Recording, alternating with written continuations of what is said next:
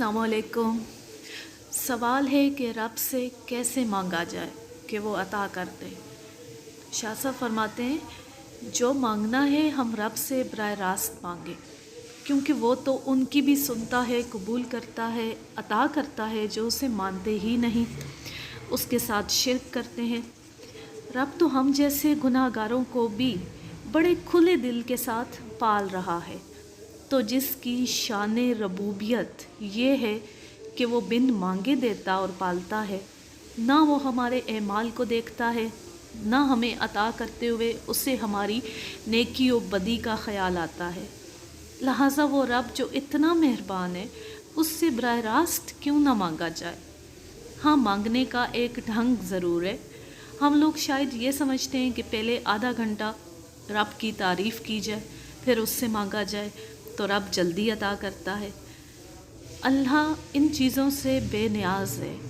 वो इतना बड़ा है कि उसके नज़दीक ये चीज़ें कोई मायने नहीं रखती कि किसने मेरी तारीफ़ की और किसने नहीं की। वो अल्फाज को नहीं बल्कि एमाल और नीयतों को देखता है। लिहाजा देखना यह है कि किस चीज़ से वो खुश होगा।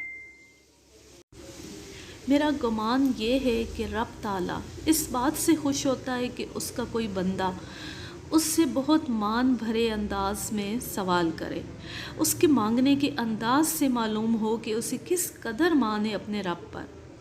बंदा समझता है कि वही मेरा मालिक, मेरा रब और मेरा आका है, और उस आका के ग़ुलाम होने की हैसियत से मेरा ये हक़ है कि मैं उससे अपनी ज़रूरियात बयान करूं, क्योंकि मेरा पालने वाला वही है।